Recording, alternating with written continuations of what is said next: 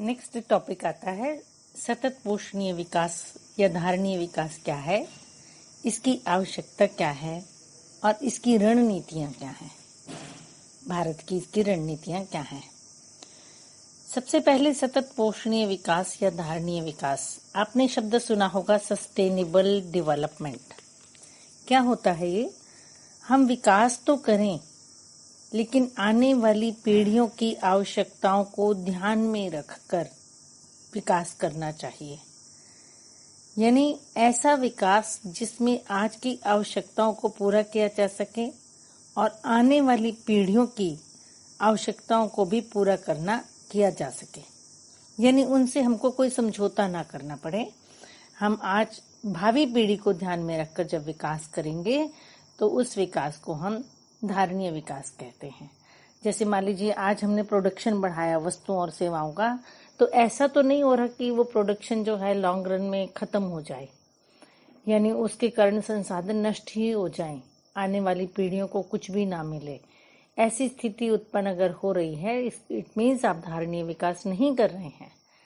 धारणीय विकास का मतलब हम आज उत्पादन को बढ़ाएं, अपनी आवश्यकताओं को पूरा करें, लेकिन साथ ही साथ भविष्य की आवश्यकताओं का भी ध्यान रखें। Clear? Meaning clear? UNCED, United nation council of environment and development. UNCED, United nation council of environment and development, इसने धारणीय विकास पर बहुत अधिक बल दिया। इन्होंने अपनी एक रिपोर्ट प्रस्तुत की। इंटरनेशनल लेवल का एक डेवलपमेंट प्रोग्राम था। इसने अपनी एक रिपोर्ट प्रस्तुत की। उस रिपोर्ट का नाम है आवर कॉमन फ्यूचर। इन्होंने लिखा है, ऐसा विकास जिसमें वर्तमान की आवश्यकताओं की पूर्ति की जा सके और आने वाली पीढ़ियों की आवश्यकताओं की पूर्ति क्षमता से कोई समझौता न करना पड़े, यानी उनकी आवश्यकताओं की पूर्ति क्षमता भी बनी रहे। इसी में आगे लिखा हुआ है, सभी की बुनियादी आवश्यकताओं की पूर्ति और एक अच्छे जीवन की आकांक्षाओं की संतुष्टि के लिए सभी को अवसर प्रदान करना ही धारणीय विकास है। अलग अलग अर्थशास्त्रियों ने अलग अलग तरीके से परिभाषाएं दी हैं, लेकिन ये सच है कि सभी परिभाषाओं में यही आता है कि आने वाली पीढ़ी को कोई नुकसान न पहुंचे। धारणीय विकास की विशेषताएं क्या हैं? यह इसका सिद्धांत में क्या क्या चीजें शामिल हैं? प्राकृतिक संसाधनों का विचार पूर्वक जो है वो सदुपयोग किया जाना है।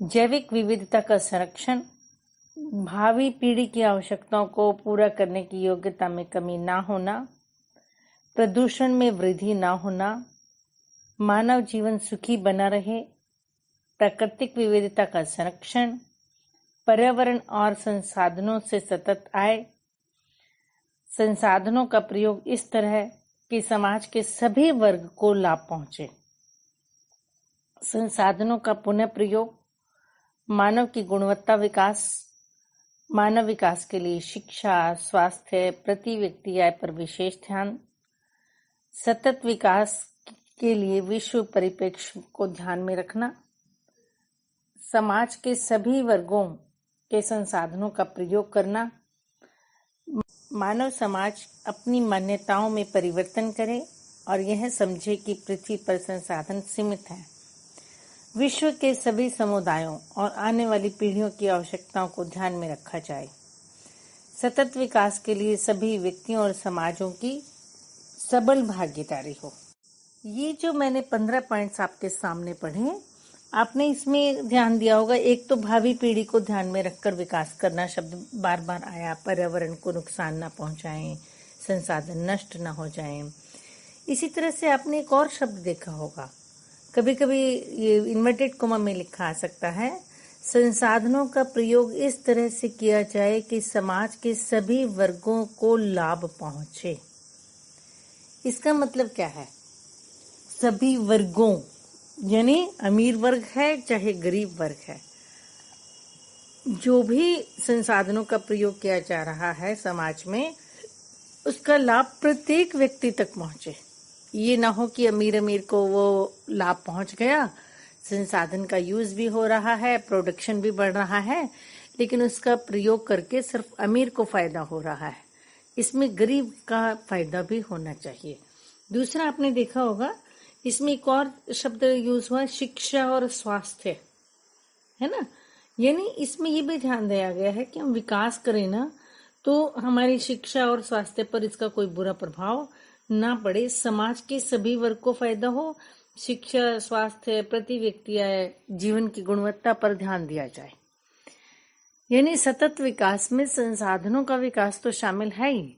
संसाधनों के इस तरह से प्रयोग करना कि आने वाली पीढ़ी को नुकसान ना पहुंचे, ये तो शामिल है ही। इसके अलावा ये ध्यान रखना भी जरूरी है कि प्रत्येक वर्ग को फायदा हो और इससे मनुष्य की जो गुणवत्ता है, क्वालिटी ऑफ लाइफ है, वो पहले से अच्छी हो जाए।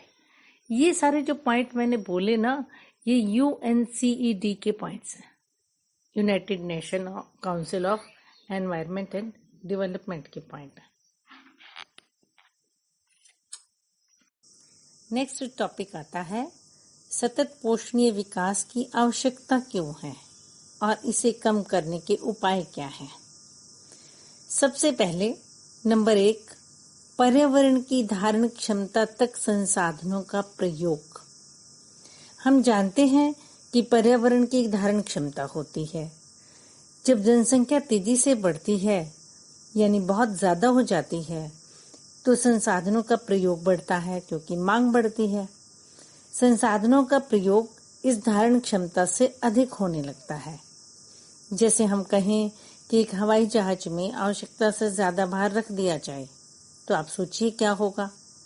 यही स्थिति पर्यावरण की होने लगती है। आज विश्व भर में पर्यावरण की यही स्थिति होती जा रही है। इसीलिए जरूरत है जनसंख्या केवल इतनी ही हो कि संसाधनों का प्रयोग केवल इतना हो कि वह पर्यावरण की धारण क्षमता के अंदर हो। यानी किस चीज की जरूरत है? जनसंख्या ज्यादा तेजी से ना बढ़े और संसाधन का प्रयोग धारण क्षमता के अंदर तक किया जाए। सेकंड, संसाधनों का कुशलतम प्रयोग। इसको हम ये भी कहते हैं, संसाधनों का प्रयोग आगत निपुण होना चाहिए। आगत का मतलब होता है बेटा साधन। जो भी वस्तुओं का उत्पादन करते हैं ना बेटा, उसमें जो भी हम संसाधन यूज करते हैं उसको आगत, इनपुट नाम से पुकारा जाता है। आगत निपुण का मतलब है संसाधनों का बेस्ट यूज किया जाए, कुशलतम, उनको वेस्ट ना किया जाए। हम जानते हैं कि हमारे जो प्राकृतिक संसाधन है वो सीमित मात्रा में उपलब्ध है, इसलिए इनका कुशलतम प्रयोग किया जाना जरूरी है। हम उत्पादन तो कर रहे हैं, लेकिन यह ध्यान नहीं दे रहे कि हम यह उत्पादन कैसे कर रहे हैं। सच ये है कि हम संसाधनों का अति प्रयोग कर रहे हैं, आगत निपुण या कुशलतम प्रयोग नहीं कर रहे हैं। अगर संसाधनों का कुशलतम, इष्टतम, आगत निपुण प्रयोग किया जाए तो हम साधन बचा सकते हैं। हमें उत्पादन करते समय ऐसी प्रौद्योगिकी की जरूरत है कि जहां तक संभव हो संसाधनों का कम प्रयोग किया जाए, निपुणता से प्रयोग किया जाए। थर्ड पॉइंट आएगा, नवीकरणीय संसाधनों की निष्कर्षण दर उनकी पुनर्जनन दर से ज्यादा ना हो। कुछ संसाधन ऐसे होते हैं जो दोबारा बन जाते हैं, उन्हें नवीकरणीय संसाधन कहते हैं, जैसे पेड़ पौधे, है ना। लेकिन इनकी भी तो पुनर्जनन में एक समय लगता है, तुरंत तो पुनर्जनन नहीं हो जाता ना। एक पौधा लगाओगे आप, क्या वो तुरंत बड़ा हो जाएगा? नहीं, वो तुरंत बड़ा नहीं होगा। यानी इनके पुनर्जनन में समय लगता है और उनकी भी एक सीमा होती है। जब इन संसाधनों की निष्कर्षण दर पुनर्जनन दर से अधिक हो जाती है तो पर्यावरण असंतुलित होने लगता है। आज हम संसाधनों का प्रयोग बहुत अधिक मात्रा में कर रहे हैं और यह प्रकृति की इन संसाधनों की पुनर्जनन दर से बहुत ज्यादा है। इसीलिए आवश्यकता है कि इनका प्रयोग केवल इतना किया जाए कि निष्कर्षण दर पुनर्जनन दर के अंदर हो। फोर्थ पॉइंट आता है गैर नवीकरणीय संसाधनों का अपक्षय कम होना। वे संसाधन जो दोबारा नहीं बन सकते, दोबारा नहीं बनते हैं, जैसे पेट्रोलियम, कोयला, ये गैर नवीकरणीय संसाधन हैं। आज हम इन संसाधनों का प्रयोग करते हैं तो भविष्य के लिए ये दोबारा अपने आप उत्पादित नहीं होते हैं।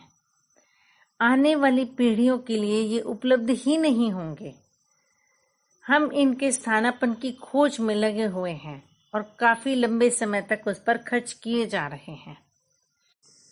इसीलिए गैर नवीकरणीय संसाधनों का प्रयोग करते समय हमको ये ध्यान रखना चाहिए कि इन साधनों का अपक्षय कभी भी नए संसाधनों से अधिक ना हो, यानी इनकी जगह पे जो हम नए प्रतिस्थापन बना सकते हैं इनकी जगह, उनसे ज्यादा ना हो। जैसे आप 10th में भी पढ़ चुके हैं, जो पेट्रोलियम है 30-40 साल बाद पेट्रोलियम नहीं होगा, तब क्या होगा? ये गैर नवीकरणीय संसाधन है और हम पूरी स्पीड से इसका प्रयोग कर रहे हैं। बहुत तेजी से इसका प्रयोग बढ़ता जा रहा है। आपने देखा होगा सड़क पर वाहनों की संख्या कितनी तेजी से बढ़ रही है। फिफ्थ पॉइंट है प्रदूषण को कम किया जाए। हम जानते हैं कि इस समय जल प्रदूषण, वायु प्रदूषण, मृदा प्रदूषण बहुत तेजी से बढ़ रहा है। हमें इन्हें तुरंत कम करने की जरूरत है। आज कितनी ही बीमारियां हैं जिनका हम सब सामना कर रहे हैं। सोचिए आने वाले कल का क्या होगा। इसीलिए हमें इस बात का ध्यान रखना है कि हम जल प्रदूषण ना होने दें, वायु प्रदूषण ना होने दें, मृदा प्रदूषण ना होने दें। सिक्स्थ पॉइंट आता है संसाधनों का पुनः प्रयोग। हम जानते हैं कि संसाधन नष्ट होते जा रहे हैं, उनका उचित प्रयोग की अधिक आवश्यकता है। जो संसाधन हम एक बार की बजाय कई बार प्रयोग कर सकते हैं तो उन्हें अवश्य प्रयोग किया जाना चाहिए। जैसे अगर हम प्लास्टिक की पन्नी लाते हैं और प्लास्टिक को फेंकते हैं तो आप सबको पता है ये कभी भी खत्म नहीं होता है, जलता है तो भी नुकसानदायक है, हवा को दूषित करता है और अगर धरती में जाता है तो धरती को दूषित करता है, प्रोडक्शन खत्म कर देता है।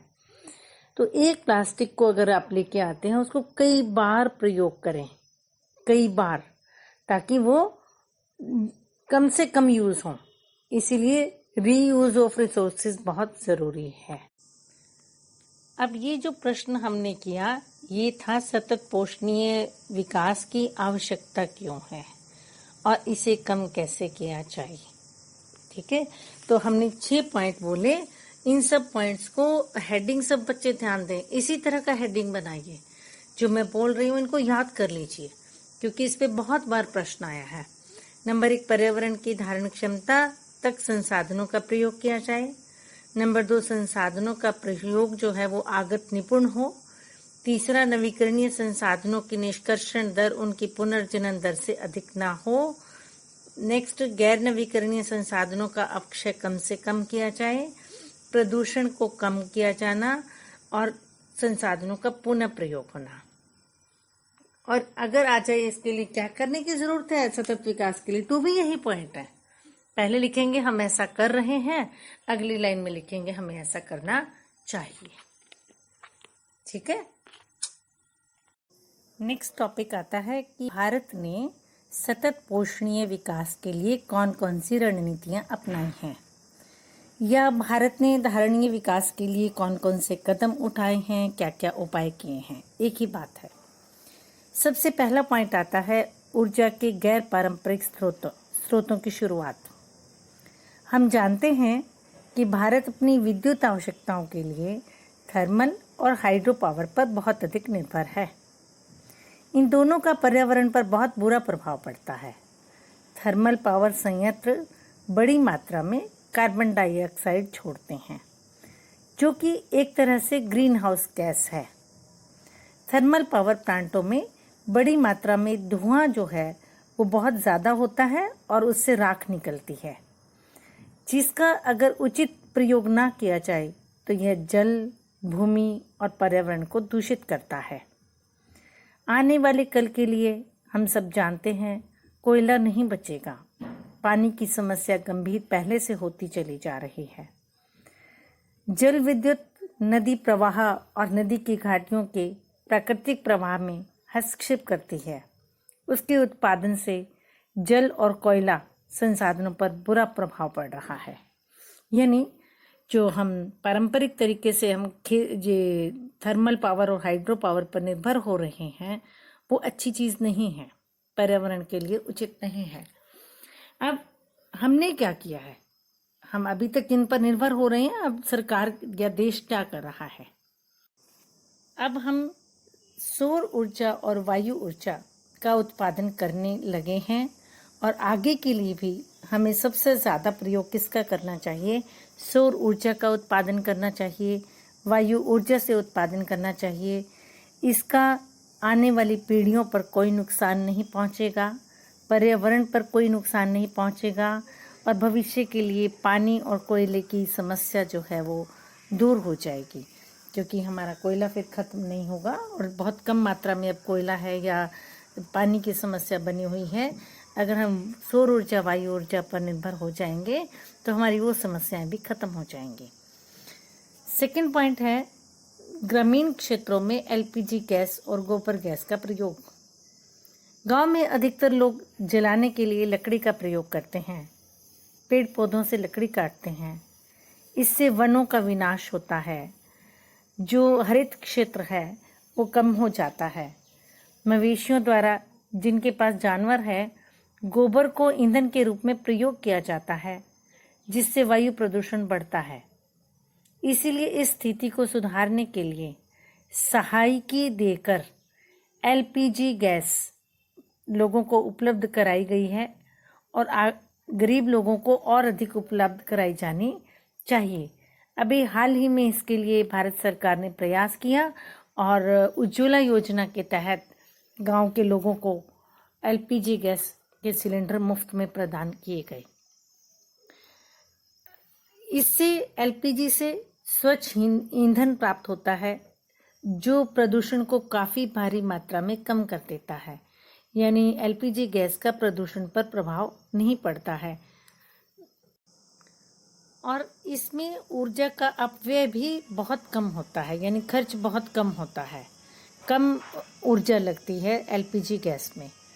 इसके अलावा गोबर गैस संयंत्र जो है आसान ऋण और सहायकी देकर उपलब्ध कराए जा रहे हैं। जो लोग गोबर गैस बना रहे हैं उसके लिए कम ब्याज की दरों पर ऋण दिए जा रहे हैं। गोबर गैस संयंत्र को चलाने के लिए गोबर को संयंत्र में डाला जाता है और इससे गैस का उत्पादन होता है। यह एक बहुत ही अच्छा जैविक उर्वरक और मृदा अनुकूलक भी है। यानी जो इससे एक तरफ से तो गैस बनती है और दूसरा इसी से क्या बन जाता है, जैविक उर्वरक भी बन जाती है। थर्ड पॉइंट, शहरी क्षेत्र में सीएनजी गैस का प्रयोग। पेट्रोल के वाहनों के प्रयोग से अत्यधिक प्रदूषण होता है, लेकिन इसके स्थान पर सीएनजी गैस का प्रयोग किया जाए तो प्रदूषण बहुत कम होता है। दिल्ली जैसी जगह पर सीएनजी गैस का प्रयोग अब अनिवार्य कर दिया गया है। सभी वाहनों में सिर्फ और सिर्फ सीएनजी गैस से वहाँ चलते हैं। दिल्ली में ये भी सिस्टम किया गया था कि जो ऑड नंबर वाले व्हीकल हैं, जैसे लास्ट डिजिट जिनकी है 1, 3, 5, 7, 9, वो एक दिन चलेंगे और अगले दिन जो है वो 2, 4, 6, 8, 0 जिनके लास्ट डिजिट है वो चलेंगे। इससे क्या फ़ायदा था? इससे ये फ़ायदा था कि पेट्रोलियम बचेगा, है ना। आधे व्हीकल चले रोड पर, आधे व्हीकल आएंगे तो पेट्रोल भी आधा खर्च होगा। दूसरा, प्रदूषण भी कम होगा, है ना। पेट्रोलियम की जगह पे दिल्ली में तो खैर सीएनजी गैस ही चलता है, लेकिन बाहर से भी तो व्हीकल जाते हैं और सीएनजी गैस भी बचेगी। तो इससे प्रदूषण सबसे कम, पर्यावरण के लिए दिल्ली में सबसे अच्छा कदम उठाया गया था। नेक्स्ट पॉइंट आता है वायु शक्ति। जिन क्षेत्रों में हवा की बहुत तेज़ गति होती है वहाँ पवन चक्की से बिजली बनाई जा सकती है। ऊर्जा का यह स्रोत पर्यावरण का पर कोई भी बुरा प्रभाव नहीं डालता है। हवा के साथ टरबाइन चलते हैं और बिजली पैदा हो जाती है। और इसमें शुरू में तो बहुत अधिक खर्च होता है, लेकिन इसके लाभ इतने ज़्यादा हैं कि इसका खर्च दिखाई भी नहीं देता है। भारत में अब कई स्थानों पर वायु ऊर्जा बनाई जा रही है। नेक्स्ट पॉइंट आता है फोटोवोल्टिक सेल द्वारा सौर शक्ति। हम सब जानते हैं कि सूरज की किरणों के हमें कितने फ़ायदे हैं। हम कपड़े सुखाने हैं, अनाज सुखाना है, इसी तरह से ये सूर्य की किरणें सर्दियों में हमारे लिए कितनी लाभदायक होती हैं। विटामिन डी हम सूर्य की किरणों से लेते हैं। ठीक इसी तरह से सूर्य की किरणें हमारे लिए और लाभदायक कैसे हैं, हम इससे बिजली बना सकते हैं। फोटोवोल्टिक सेल की मदद से इसको ऊर्जा में बदला जा सकता है। और भारत ने एक्सपेरिमेंट कुछ साल पहले से शुरू कर दिया था और भारी मात्रा में इस समय सौर ऊर्जा बनाई जा रही है। इसका ना तो पर्यावरण पर कोई बुरा प्रभाव पड़ता है, ना किसी व्यक्ति पर, ना किसी पेड़ पौधे पर, यानी पर्यावरण पर संतुलन बनाए रखती हैं और उस पर कोई बुरा प्रभाव नहीं डालती। भारत अंतर्राष्ट्रीय सौर गठबंधन, ध्यान से समझें इस शब्द को, भारत अंतर्राष्ट्रीय सौर गठबंधन नामक एक अंतर्राष्ट्रीय निकाय का नेतृत्व भी कर रहा है। कौन से का नेतृत्व कर रहा है? अंतर्राष्ट्रीय सौर संगठन। नेक्स्ट टॉपिक आता है, नेक्स्ट पॉइंट, लघु जलीय प्लांट। पहाड़ी इलाकों में लगभग सभी जगहों पर झरने बहते हैं। इन झरनों में से अधिकतर झरने स्थायी होते हैं। पहाड़ों में ये बहुत तेजी से झरने बहते हैं। लोगों ने वहाँ पर छोटे छोटे टरबाइन लगाए हुए हैं। वो टरबाइन चलते हैं और बिजली उत्पन्न करते हैं। ये प्लांट पर्यावरण के लिए बहुत लाभकारी हैं। जहाँ ये लगाए जाते हैं भू उपयोग की प्रणाली में कोई परिवर्तन नहीं करते, यानी कोई बुरा प्रभाव किसी भी जमीन पर, पेड़ पौधों पर नहीं करते हैं। इन प्लांटों के उपयोग से बड़े बड़े संचारण टावर यानी ट्रांसमिशन जो टावर्स होते हैं, जो एक जगह से दूसरी जगह पर ट्रांसमिट करते हैं हम लोग, उन तारों की कोई ज़रूरत ही नहीं पड़ती है। भारत में कई पहाड़ी क्षेत्रों में इस तरह की बिजली का उत्पादन किया जा रहा है और इसे और अधिक बढ़ाने की भी आवश्यकता है। नेक्स्ट अक्षर आता है पारंपरिक ज्ञान और व्यवहार। तुमने देखा होगा कि जो पुराने लोग हैं वो पर्यावरण से जुड़े हुए लोग थे, और जो जैसे दवाइयों की बात करें तो बहुत सारी दवाइयाँ वो खुद अपनी जड़ी बूटियों से बना लेते थे। देसी इलाज जिसको हम कहते हैं वो कर लेते थे, और उससे अब हम दूर हो गए हैं धीरे धीरे, है ना। और इसी तरह से हम पुराने लोग थे वो खेती भी करते थे, तो उस पर कीटनाशक दवाएं जो डालते थे, जैसे नीम का पानी डाल देना कीटनाशक के रूप में, राख डाल देना, इनका प्रयोग करते थे, है ना। नीम का पानी, नीम का तेल छिड़क देना या फिर ये राख छिड़क देना, इससे कीटनाशक, एक तरह से कीटनाशक थे ये, दवाइयाँ नहीं छिड़कनी पड़ती थी। खाद की जगह से कहें तो कंपोस्ट खाद का प्रयोग करते थे, गोबर से खाद बनती है जो उसका प्रयोग, केंचुए की खाद का प्रयोग करते थे, और आजकल हम रासायनिक खाद का प्रयोग कर रहे हैं। तो जो पारंपरिक ज्ञान था ना हमारा चीज़ों को लेके, वो ज़्यादा अच्छा था। अब हम वापस उन्हीं चीज़ों पे आ रहे हैं कि पारंपरिक ज्ञान की जो जैसे दवाइयाँ हैं, चाहे वो स्वास्थ्य संबंधी चीज़ें हैं, वो पहले वाला बेटर था। और अभी जो हम रासायनिक खाद, कीटनाशक दवाएं खेतों में यूज़ कर रहे हैं, उसकी जगह पे हमें पुरानी चीज़ें लाने की ज़रूरत है, और कुछ स्थानों पे लाई भी जा रही हैं। इसी तरह से आप इसी का अगला पॉइंट ये भी बना सकते हैं कि जैविक कंपोस्ट खाद का प्रयोग करें। और कुछ खेत ऐसे हों, कुछ स्थान ऐसे भी हैं जिन्होंने इस चीज़ को शुरू कर दिया है।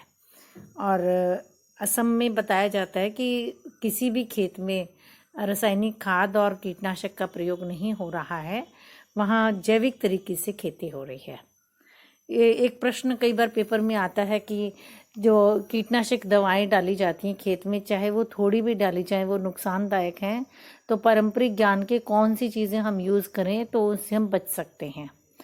तो पारंपरिक ज्ञान से कि नीम का पानी, नीम का तेल, अलग अलग पॉइंट बना के लिख देना, राख जो लकड़ी जलाते थे उसकी जो राख होती थी वो भी हम खेतों में डालते थे।